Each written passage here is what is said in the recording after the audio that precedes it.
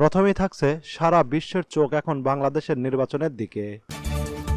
যদি বিদেশি কোনো হস্তক্ষেপ না হয় তবে সরকার টিকে থাকবে পূর্ণ মেয়াদ। আমেরিকার পত্রিকায় দেওয়া এক প্রতিবেদনে রাশেদ খান মেনন কি বলছেন, প্রতিবেদনে থাকছে বিস্তারিত। আরও থাকছে নির্বাচনের দায়িত্ব পালনের সময় অতিরিক্ত জেলা প্রশাসকের গাড়িতে হামলা।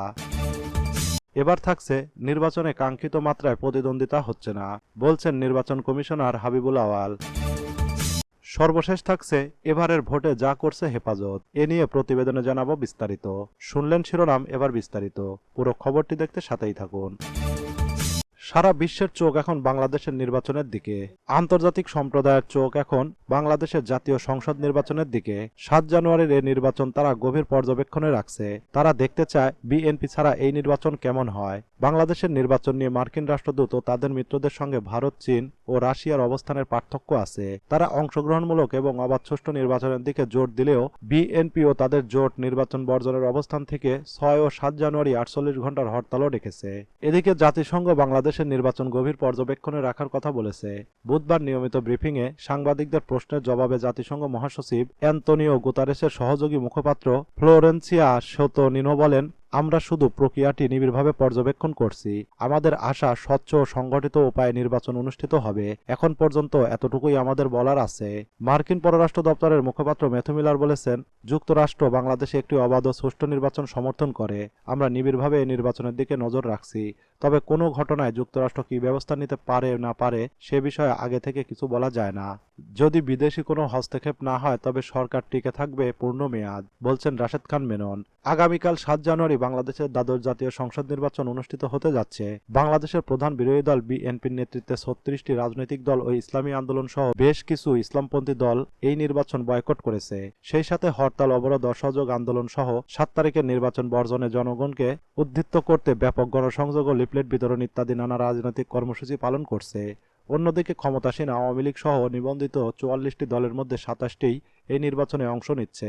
পাশাপাশি বিরোধী দলগুলোর আন্দোলন দমনে সরকার কঠোর ভূমিকাও নিয়েছে। সরকারের একজন প্রভাবশালী মন্ত্রীও একটি বেসরকারি টিভি চ্যানেলে সাক্ষাৎকারে গত 17 ডিসেম্বর বলেছেন, হরতাল অবরোধ মোকাবেলা করে জীবনযাত্রা স্বাভাবিক রাখতে সরকারের কাছে বিরোধী দলের নেতাকর্মীদের ব্যাপক হারে গ্রেপ্তার করা ছাড়া কোনো বিকল্প ছিল না। এর মাঝেই আন্দোলন কেন্দ্রিক সহিংসতার ঘটনায় ট্রেনে আগুন লেগে 4 জন নিহত হয়েছেন। এজন্য সরকার ও আন্দোলনরত দলগুলো পরস্পরকে দোষারোপ করে যাচ্ছে। এদিকে নির্বাচনের সময় যতই ঘনিয়ে আসছে, প্রতিদ্বন্দ্বী প্রার্থীদের মধ্যে নির্বাচন কেন্দ্রিক সহিংসতার ঘটনা বেড়েই চলেছে। অতীতের নির্বাচনগুলোর অভিজ্ঞতায় দেখা যায়, নির্বাচন বর্জনকারী দলগুলোর সম্মিলিত ভোট 40%-এর কিছু বেশি। এই বিপুল জনগোষ্ঠীর সমর্থনপুষ্ট দলগুলির অংশগ্রহণ ছাড়া, বিশেষ করে বাংলাদেশের সবচেয়ে জনপ্রিয় দুটি দলের একটি বিএনপির অংশগ্রহণ ছাড়া এ নির্বাচন কতটা অংশগ্রহণমূলক হতে যাচ্ছে তা নিয়ে জাতীয় ও আন্তর্জাতিক পরিমণ্ডলে প্রশ্ন উঠেছে। পাশাপাশি বিএনপি ও নির্বাচন বর্জনকারী দলগুলোর দাবি অনুযায়ী তত্ত্বাবধায়ক সরকারের অধীনে নির্বাচন করলে তা দলীয় সরকারের অধীনে নির্বাচন অনুষ্ঠানের চেয়ে অপেক্ষাকৃত সুষ্ঠু, অবাধ ও নিরপেক্ষ হতো কিনা, এই প্রশ্নটিও জোরালোভাবে নানা মহলে আলোচিত হচ্ছে। আগামী নির্বাচনকে কেন্দ্র করে যুক্তরাষ্ট্র, ইউরোপীয় ইউনিয়ন ও ভারতের ভূমিকা নিয়েও চলছে নানামুখী আলোচনা। এসব বিষয় নিয়ে কি ভাবছেন দেশের আন্দোলনপন্থী ও নির্বাচনপন্থী রাজনৈতিক নেতৃত্ব? এ নিয়ে ভয়েস অফ আমেরিকা কথা বলেছে দেশের প্রভাবশালী রাজনৈতিক ব্যক্তিদের সাথে। সাক্ষাৎকারে রাশেদ খান মেননকে বলা হয়, 7 জানুয়ারি নির্বাচন দেশে ও গণতান্ত্রিক বিশ্বে কতটা গ্রহণযোগ্য হবে, যদি গ্রহণযোগ্য হবে বলে মনে করেন তাহলে কি কারণে হবে? প্রধান 3টি কারণ বলুন। রাশেদ খান মেনন বলেন, আমি তো মনে করি 7 জানুয়ারির নির্বাচন দেশেও যেমন গ্রহণযোগ্য হবে, আন্তর্জাতিক বিশ্বেও তেমন গ্রহণযোগ্য হবে। যদিও ইউরোপীয় ইউনিয়ন সহ অনেকে নির্বাচন নিয়ে প্রশ্ন তুলেছিল, আমার তো মনে হয় তারা এখন সে প্রশ্ন তুলছে না এবং নির্বাচনে উৎসবমুখর পরিবেশ, জনগণের অংশগ্রহণ এবং একটা উচ্ছ্বাস দেখা গেছে। তাতে জনগণ স্বতঃস্ফূর্তভাবে নির্বাচনে অংশ নেবে বলে আমাদের ধারণা। সংবিধান অনুসরণ করে নির্বাচন হচ্ছে এবং নির্বাচনী আইন ও ব্যবস্থা অনুযায়ী নির্বাচন হচ্ছে। জনগণের বড় অংশের অংশগ্রহণে নির্বাচন হবে বলেই আমি মনে করি। ভয়েস অফ আমেরিকা প্রশ্ন করেন, নির্বাচন তত্ত্বাবধায়ক সরকারের অধীনে হলে কি অপেক্ষাকৃত বেশি গ্রহণযোগ্যতা হতো?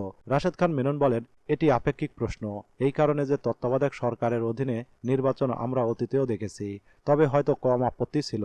বিচারপতি হাবিবুর রহমানের সময় তত্ত্বাবধায়ক সরকারের নির্বাচনে অধ্যাপক ইয়াজউদ্দিন আহমেদ যখন রাষ্ট্রপতি ছিলেন, তখন যে সরকার হয় তখন তো ভুয়া ভোটারই ছিল 1,20,00,000। সুতরাং তখন তো সেটি গ্রহণযোগ্য হয়নি।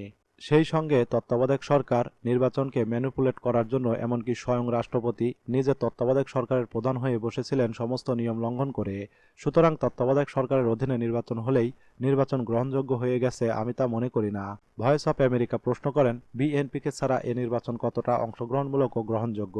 রাশেদ খান মেনন বলেন, আমি মনে করি জনগণ যদি ভোট প্রদান করে, তারা যদি ভোট কেন্দ্রে আসে এবং সেখানে যদি 50 ভাগের উপরে ভোট পড়ে, তাহলে নির্বাচনে অংশগ্রহণমূলক হবে বলে আমি মনে করি।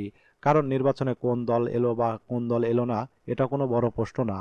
বিষয় হচ্ছে জনগণ অংশগ্রহণ করছে কিনা। এখানে জনগণ অংশগ্রহণ করছে বলে আমি বিশ্বাস করি। আমি আমার নির্বাচনী এলাকায় প্রচারণা চালাচ্ছি, হাজার হাজার লোক নির্বাচনী প্রচারণায় অংশ নিচ্ছেন এবং তারা সেখানে অংশগ্রহণ করছেন। সুতরাং আমি মনে করি নির্বাচন নিয়ে জনগণের মনে কোনো প্রশ্ন নেই। প্রশ্ন আছে একটি মহলে, যাদের স্বার্থ আছে সেই বিষয়টি খোঁজ করে তারাই হয়তো নির্বাচন নিয়ে প্রশ্ন তুলছে। ভয়েস অব আমেরিকা প্রশ্ন করে, বাংলাদেশের নির্বাচন নিয়ে যুক্তরাষ্ট্র ইউরোপীয় ইউনিয়নের ভূমিকা আপনি কিভাবে মূল্যায়ন করবেন? রাশেদ খান মেনন বলেন, বাংলাদেশে যুক্তরাষ্ট্রের ভূমিকা, তারা অবাধ নিরপেক্ষ নির্বাচন চায় বলে আমি মনে করি। তবে যারা নির্বাচনে বাদ সাধছে, আগুন দিয়ে মানুষ পোড়াচ্ছে, তাদের ব্যাপারে কোনো পদক্ষেপ দেখা যাচ্ছে না, বরঞ্চ তারা ভয় দেখাচ্ছে বাংলাদেশে স্যাংশন জারি করবে। তার মানে হচ্ছে তারা আগাম বিচার করে বসে আছে বাংলাদেশের নির্বাচন কি হবে কি হবে না। ভয়েস অব আমেরিকা প্রশ্ন করে, 7 তারিখে নির্বাচন নিয়ে ভারতের ভূমিকাকে আপনি কিভাবে দেখেন?